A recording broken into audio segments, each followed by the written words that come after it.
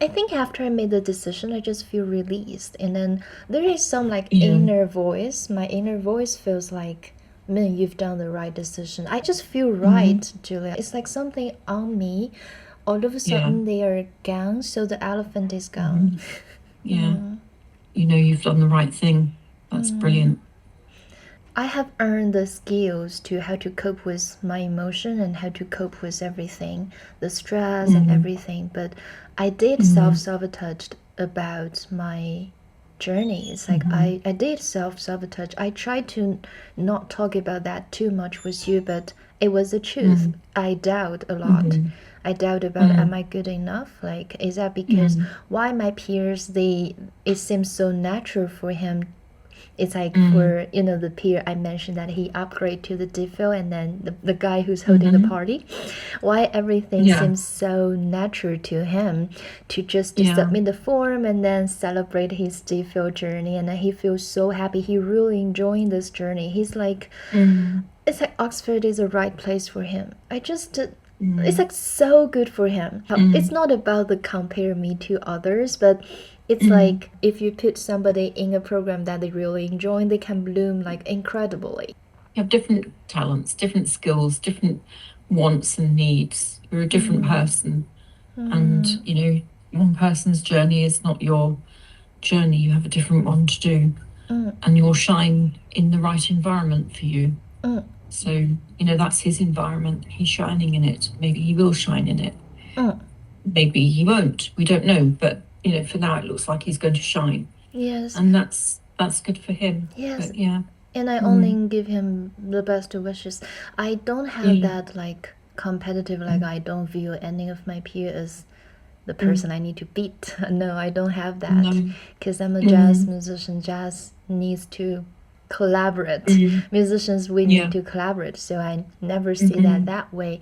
I just think mm, that maybe my journey is one that filled with some insecurity, some of uncertainty, mm, and just a journey that's not always come with comfort, but that also challenges me to write more colorful music. I think that's what I earned. And then mm, I had the conversation with my US professor. That was a huge release to me as well. He said like, man, you shouldn't view this as you fail to upgrade mm. to a default. It's not a failure. It's you completed a master at an environment that you don't think it's a good fit for you, but you still Yeah, complete and you still earn the degree. That's something you should yeah, celebrate. That yeah. You moment should was be a really proud release. of that. It's a master's from Oxford. It's something to be really proud of. You haven't failed. You've decided to take a master's from Oxford, and you've chosen your next step to go somewhere else because this isn't the right environment with your artistry. It's not right. It doesn't allow you to spread your wings and fly. Um, it's not a failure. It's actually a win when you know yourself that well that you make different steps forward. A fail is when someone sits there and just keeps trying the same thing over and over and is really unhappy. I've seen plenty of people who've just stayed because they felt they had to or they should, or, the Oxford name brand seems to mean something to some people and they really want that to be there against their name. But you'll have that anyway with your masters and then move forward. Yeah. So, No matter what, I should celebrate because yeah. I think what I also learned from him is like he's so funny. He has that like American vibe. He was like thinking this way. It's like you're dating someone, they're good, you're good. It's just not a good fit. Yeah, exactly. It's so Exactly funny. that. I never thought this that way, Yeah. but it makes Yeah. sense. Yeah. No, it's exactly that. It's just you have to have the right fit. You have to be in the right place. Yeah. Mm. And I would say I had a very, very mysterious experience at Oxford last week, and it was like so unexpected. So I Mm. was walking Jupiter, my dog, and then we Mhm. encountered an old lady, and then she told me that, like, actually, she told me that and she had some message to deliver to me. I think she's very psychic. I Oh. would say she's very psychic. She told me that I don't know, because my grandmom, she's a Buddhist, so she believes in stuff like past life and reincarnation. And for me, I grew up in that environment, so I'm open to all the things. I am spiritual. I don't have religion, but I'm spiritual.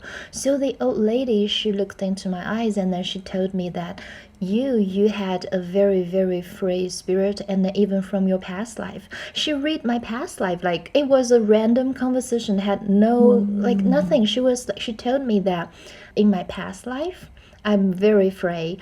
I traveled all over the world. I'm like somebody sail in the ocean.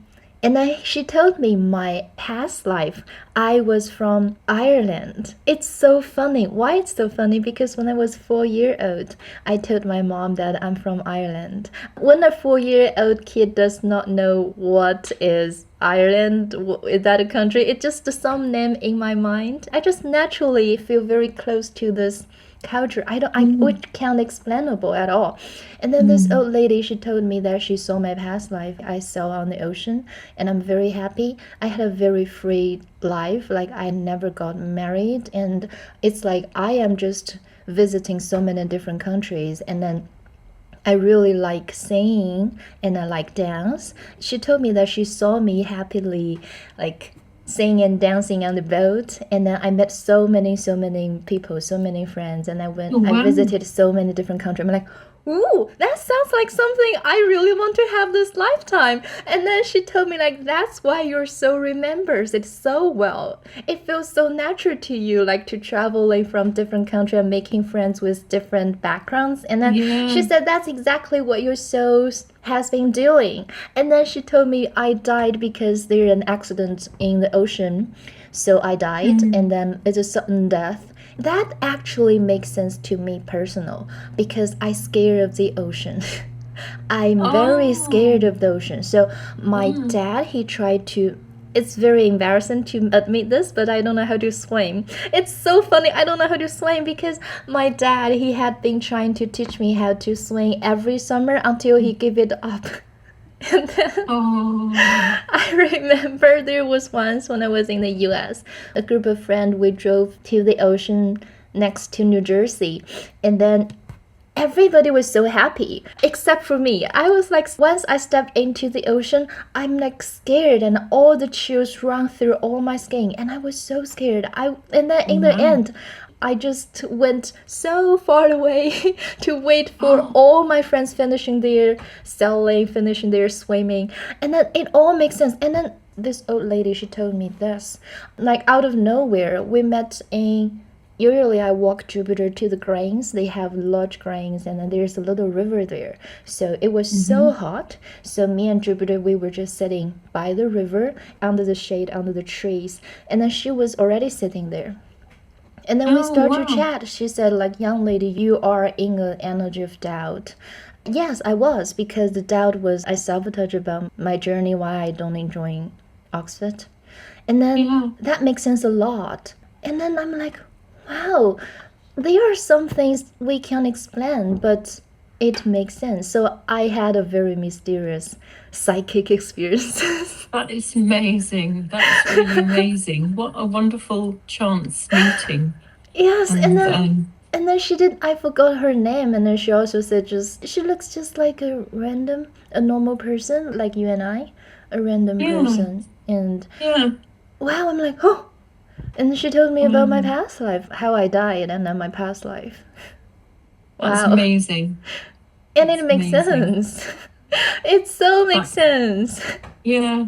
I remember she told me that my gift about creation and for freedom is that my soul has been nurtured for so many lifetimes.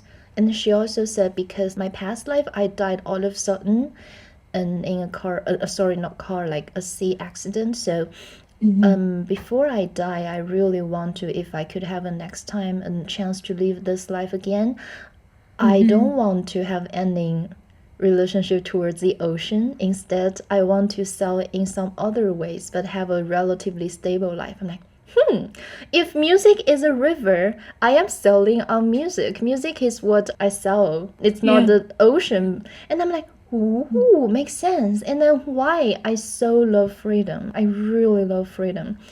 And I so free spirit. I so love music. And then she told me she saw me, the salesman. How do you say the person who's a seller? Selling. A salesperson. Yes, the salesperson. And then when I was a salesperson, I bring guitar and then I dance and I sing with people who together with me. And I'm like, sounds like what I've been doing. It sounds like me, right? It makes sense. It sounds like me. Yeah. It sounds like something I super love. Yeah. Oh, wow. Yeah, I had a very, very mysterious, psychic, very wonderful experience. It's like all of a sudden the lady was there, and then, but I forgot her name, and then maybe she told me her name, maybe she didn't. I just forgot everything. But I remember what she told me about my past life. Wow. Yeah. I'm quite envious. That's so wonderful to hear that, to know that, because, we have these kind of senses of deja vu, don't we, when we walk around and go to certain places and we feel a certain way about them. And it's really weird. I know when I went to Cornwall, I felt such an affinity with Cornwall. I have no relatives there at all. And this was years ago, and I was like, I love this place so much. I know everybody likes Cornwall, but I had like this real feeling in my soul. And then I was telling, I think my mum or something, she said, oh, your grandmother came from Cornwall. And then I remembered, and I was like, oh yeah, I remember her telling me all the stories when I was a little girl about her family. And my grandmother was very eccentric, so I never really understood a lot of what she was talking about. Some of the stories she told were very bizarre. And I now know, because I was only little, so I now know that in Cornwall they love to tell stories, like a lot of Celtic countries, Scotland, Ireland, Wales. The Cornish people are very similar, and they love to tell stories and sing, and tell stories through poetry and singing and stuff like that. And she said, tell these really, really odd stories. And then I'd ask her about, well, who are you talking about now? And she'd say, oh, that was my brother, or that was my uncle, or that was my cousin or something. And I'd say, and where is he now? And she'd say, and she always had this phrase, she'd say, in Davy Jones's locker. And I never knew what that was until I was a bit older, and I asked somebody, what does this mean? And they said, oh, it means they died at sea. And so they were all fishermen, and they all had, and I found out, now I've been studying my ancestry, I discovered that my great-great-grandfather had his own boat, his own small ship, if you like. And I have a postcard picture of it, because I managed to look it up and I got a picture. And that was the boat that he had owned. And so apparently a lot of them died at sea because the Cornish fishermen and the boating industry, it's very dangerous, obviously, off the coast of Cornwall. And I thought that makes sense, because when I was about 3 or 4 years old, my parents, we were living abroad, and my parents took me sailing. And I can remember being absolutely terrified. Everybody else was having a lovely time. Yeah, except for me. I was lying on the bottom of the boat with my teddy bear, crying. I know that feeling. I know that so well. And I kind of wondered to myself, is that like a generational trauma that my brain remembers, or have I been reincarnated from one of my relatives who died in the past? I don't know, because I think maybe that has happened. But I am very scared of the ocean. I love it. I like the look of it. It's beautiful. I like to go near it, but not near it. So even when I go to the beach now, I'll just tip my toes in. When I was 16, I nearly drowned as well. I had, so I was, when I knew my first husband, he was from Nice in the south of France. and he and his friends. I don't know if have you ever been to Nice in Yes, France? yes, I Yeah. visited. So you know the pebbly beach. It's a pebbly beach, and it goes down very So sharp. steeply into the water. So you're very, you know, you kind of get in and you're very soon you can't put your feet on the ground. So it dips down very high. I got used to that. It took a while, you know, like my husband helped me, or my ex-husband now, obviously, but my and he helped me kind of get my confidence in the water. And I was only young, so I kind of built confidence and thought I'm going to be okay with this. I've overcome my fears. And he and his friends used to love swimming in the sea there when there's a storm. So all the red flags would be out for don't swim in the water, it's really dangerous. Huge waves, like massive waves. So when you see it on a calm day, you can't imagine that the sea ever gets like that there, but it's really, really rough and really massive waves, and the undercurrent is really strong. And so my husband, he was like, "Oh, you don't need to be scared. You just do what we do. Like you do what we do, and you'll be absolutely fine." So we had these air beds, and the guys would dive down under the wave as it rolled. They'd dive under the wave, come out the other side, and on the other side of the wave was the calm water. And then you would float down the coast on the airbed, and then you'd get back on the beach, like a few yards down, get back on the beach, run back, and then do the same thing. So it was like a game that everyone played. And I thought, oh yeah, that's fine. I'll follow the lead. And I was doing this with them, and I had a great time. And then one day, I was doing that. I mistimed the timing of the diving into the wave. I got caught in the wave, I got out of the wave, but I was still sort of, the water was pulling down the beach to put ready for the next wave. So it was only like up to my knees where I stood up, but the pull was so strong it pulled me back into the sea. I got whipped up into the rolling of the wave, and because the pebbles are running around inside the wave with you, it was really painful because I was being beaten by a million pebbles. And I couldn't breathe because it hit me straight in the face because I stood up and looked at it and went down. And I was knocked unconscious. One of them hit me on the head, knocked me unconscious.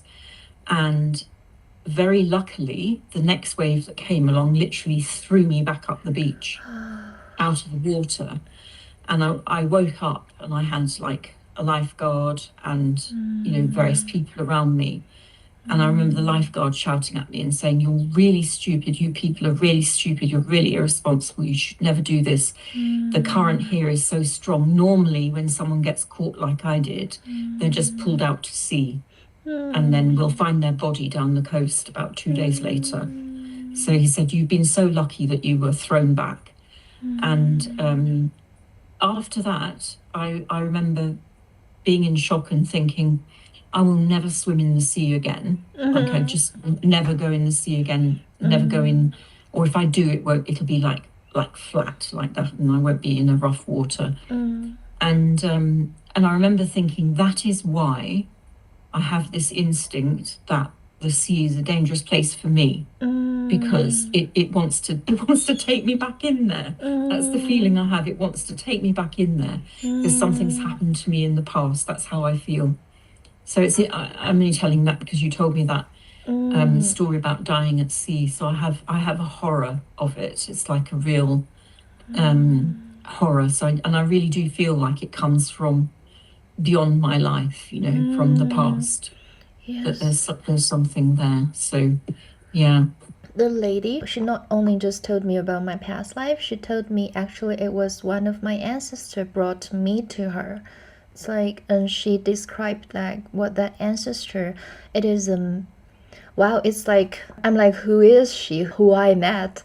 She said it was my ancestor and had been reincarnated with me for 3 lifetimes already.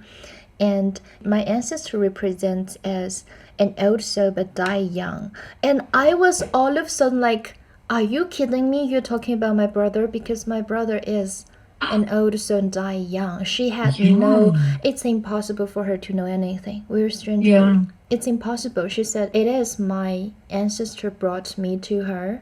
and then just trying to send messages to me. And then that was my ancestor who is an also but died young, represent himself as a very young man. I'm like, it must be my brother. So I was like, what? And then, at that moment, after she told me that, I'm like, maybe in our life we have some, like, we can't explain something. Maybe those are the souls who loved us so much. Maybe, who knows, they protected us from some accident, like what you happened, like, by the ocean. Maybe it's not a wave. Maybe it is your guides or your ancestor. They did something to help you because you don't want to. Now I see the word differently. Yeah, that's true. That's true. I hadn't thought of that. That could have been one of those seafaring Cornish fishermen that kind of made sure that I was thrown back out of the sea and I didn't have to die in the water like they did. That would be amazing to think that. I don't feel scared. I just feel very warm. Like the time when I talk with her, and very warm. And then it feels like I have to be there. I have to, something pulled me to that direction. And then, because that's not a usual path I would take with Jupiter, but for some reason it's very hot and I just want to get under the tree and then find a place to sit down. And then something put me to that direction because there are so many trees, so many places at Oxford you can sit down under a tree. Absolutely. But I don't know why I just went into that direction and she was already sitting there. And then, that's amazing. Do you believe in mediums? Now I believe it. She can't know anything. Yeah, I think that there's something there, and I think some people have the ability to bring that knowledge to us. And I think I told you before about how I used to believe that, then I kind of went completely against any kind of spiritual thing and was atheist and totally non-believing, and then had a few things that have come my way. I think there's a lot in it. So I went to I had some friends who were Christian spiritualists. So they went, I don't know if you've seen the spiritualist churches around the place.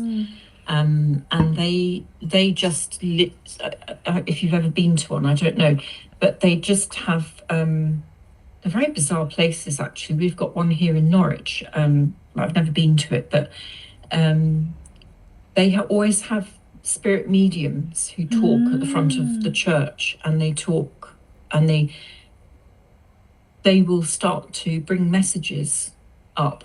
And so I went with my sister actually the first time, and I was really angry because that was at the time when I was atheist, and I was like, I don't believe in any of this. It's a load of rubbish. These people are crazy, they're just fantasists. And I sat there listening, and they would say things like, oh, is there anybody here who's got a relative who's passed called, I think it might be John? And I'm sitting there thinking, everybody in this room will have a relative called John. Like, if they're British UK citizens, they've all got a relative called John in the past, it's one of those names. And I was sort of like laughing and thinking, this is so stupid. And all the way through it, I just heard all these things that could very easily be interpreted as, stuff that's quite commonly known. But the person on the receiving end who would recognise something would put their hand up, and then the medium would talk directly to them about more stuff. And they were visibly moved, that they felt like they'd had connection, that they'd had some message from beyond the grave and all of that. And I was just sitting there thinking, these poor people, I feel so sorry for them. None of it's true. It's not true at all. And then right at the end, she suddenly said, is there anybody here that recognises the name Topsy? And it was just like silence in the room. And she said, it's very strong. I have the name Topsy. And I can't remember what she said about Topsy because no one claimed it. It just was silent. And she said, I have somebody who's saying the name Topsy, and they want to reach out to you. And I just remember thinking, rings a bell with me. It's a very odd name. I mean, it's not something you hear ever.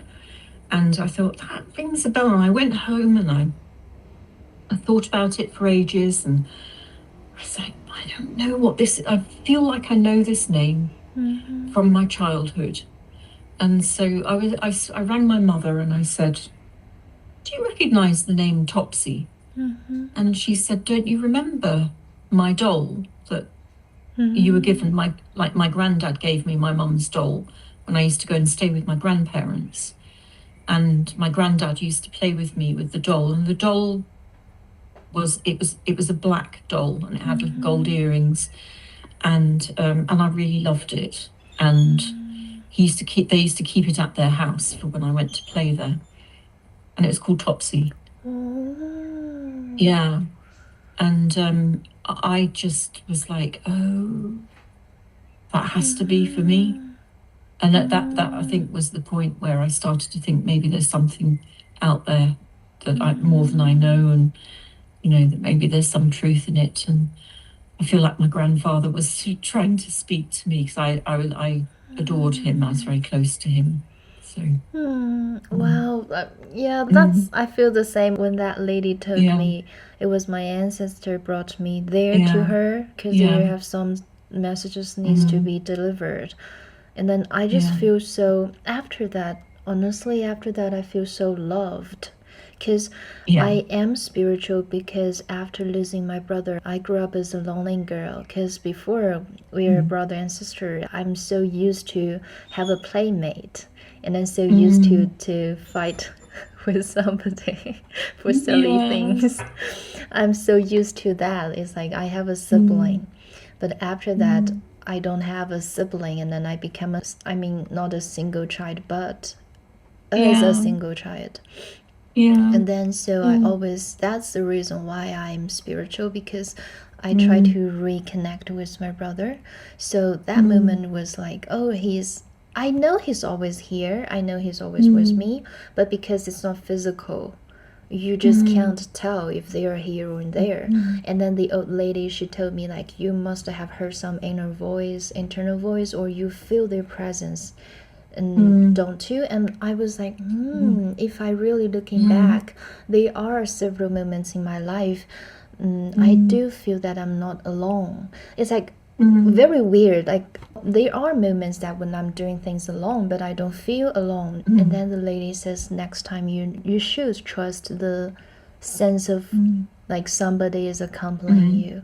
I feel so loved. Actually, it really helped me, because I have been self-sabotage a lot about I don't want to upgrade to DPhil, and then about the insecurity. I mean, not insecurity, but an uncertain path in front of me, because it's not a secured, locked DPhil journey.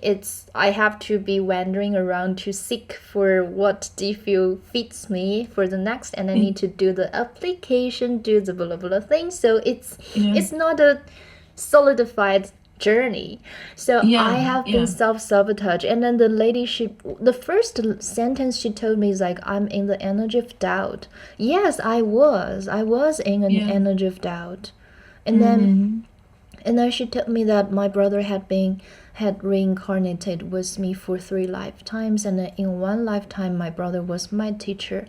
What she mentioned, the teacher is more like a spiritual teacher, and then what she described was, at that past life, he is somebody kind of like a guru or some specific, very, very honored. And then so he helped me a lot through that lifetime. And then I was like, wow, that's why, because I'm very spiritual, even though I haven't claimed myself. I don't belong to any religion, but I'm spiritual. But every time when I listen to church music or Buddhism music or the chant, I know chanting music or church music, they are meant for deliver the healing, the calming energy. But I have a deeper connection towards those music.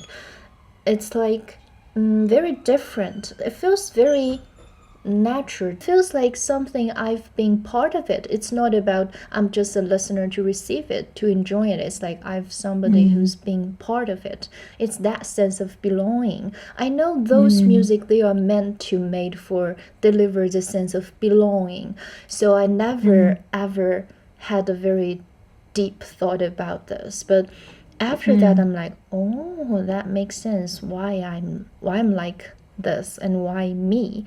And the best, the beautiful thing is like my brother, he's never left, and then so he's always here with me. And then knowing that really release such a grief that I've been carrying with me, because it was a grief I never healed, because he died too young, and I faced his death too young.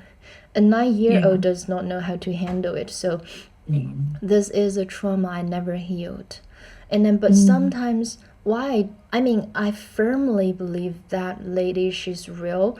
I firmly believe it, because believing it, I don't know, it just feels so warm, so loved. I feel like the person I love so much, so many moments I talked in the air. I tried to reach out to him. He's always there. He listens and he responds. And then he guided me to somebody who can deliver a message to kind of give me some self-reinforcement when he observed that I have been self-sabotage. I have been self-sabotage since I arrived in Oxford, because I can't fit in, and then I doubt a lot.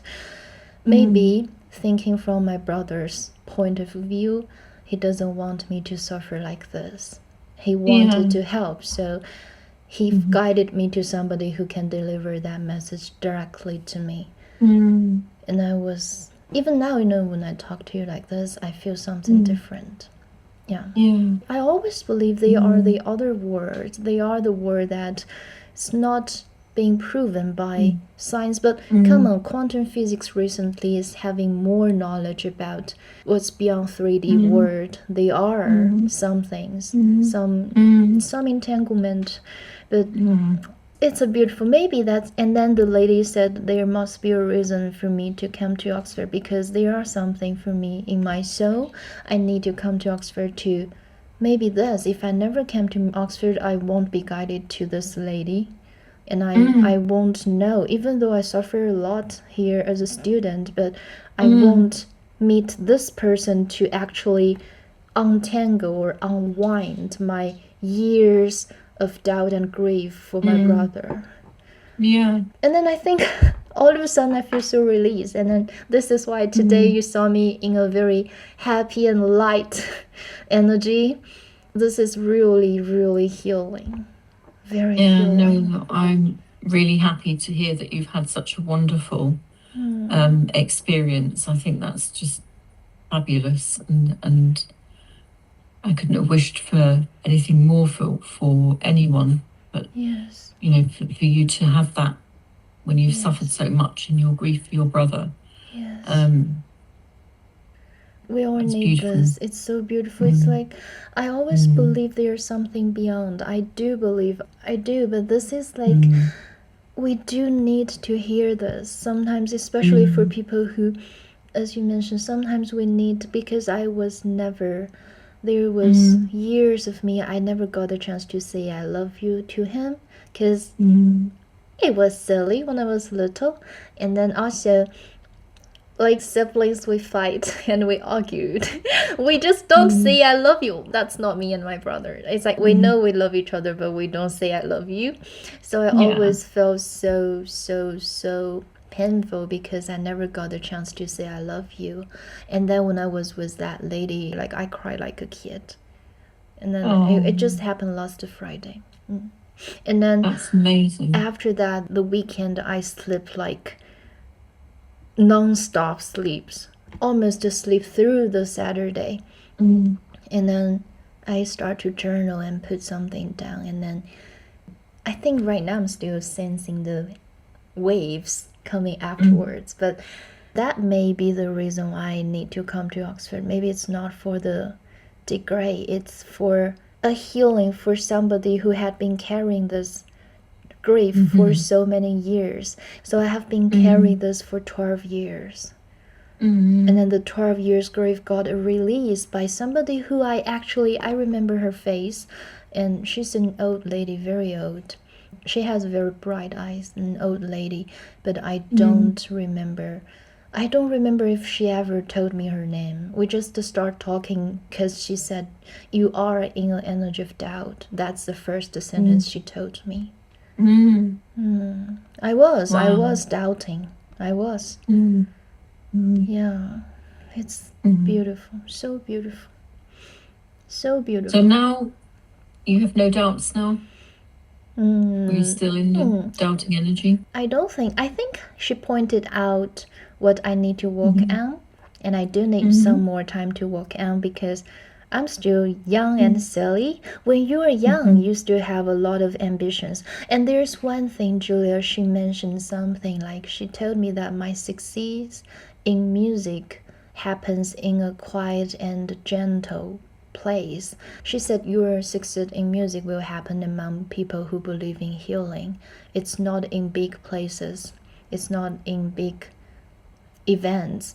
I think I need to meditate and even think about this because it sounds like what she pointed out the direction. Let's be honest. Does not sound like what right now my ego mind wants because I do want succeed. I mean, I'm not shameful to mention I want to succeed. Everybody, they want to succeed, especially music. It's my craftsmanship. I've been practicing it for 30 years. It's not for anyone who has a dream or who has an ambition, they want to achieve something. I do want to be recognized. That's my ambition. I do have it. But this lady, she told me that my succeed in music is not happening at large events, and then that makes me super question if that's not happening in large events.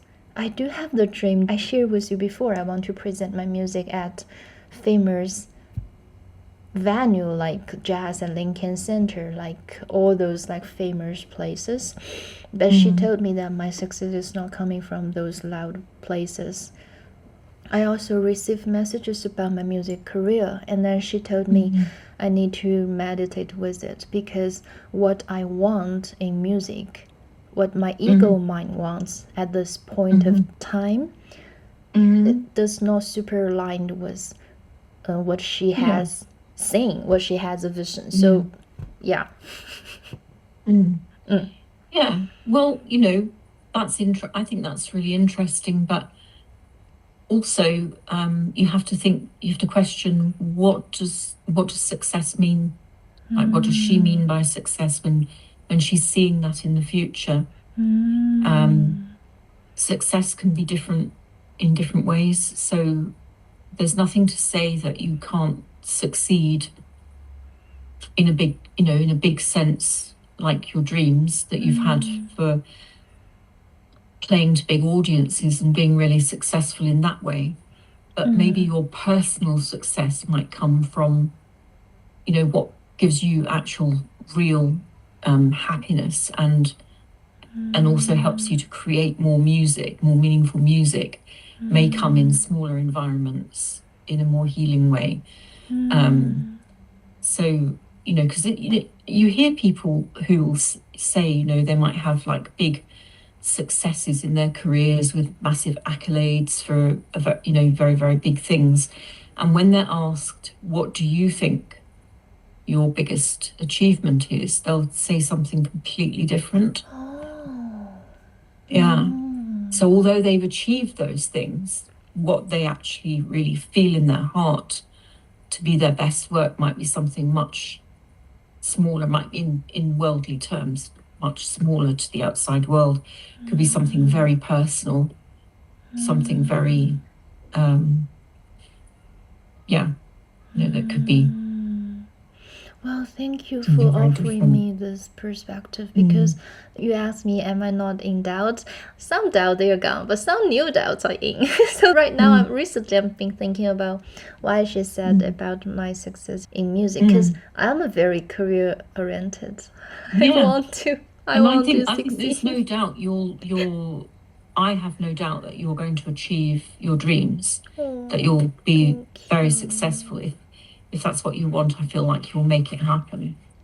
But it doesn't mean that that's what's going to give you the most gratification or satisfaction in your life. That may come from somewhere else.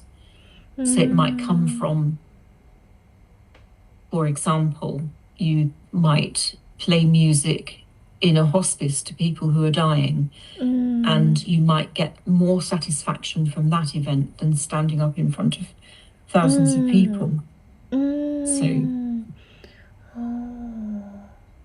that makes sense. yeah. Now it makes sense. She's speaking from a very, very spiritual. She is very spiritual. I would say she's the very spiritual being I've ever met. Like the way she speaks, it's like she's like flying. I don't feel she's human, but she is human. But I don't feel the way she speaks is the way human speaks. Wow. She pointed on everything in my life. She said, our soul's journey, we have freedom, so our freedom can make decisions. And then once we made the decision, our life path unfold in front of us.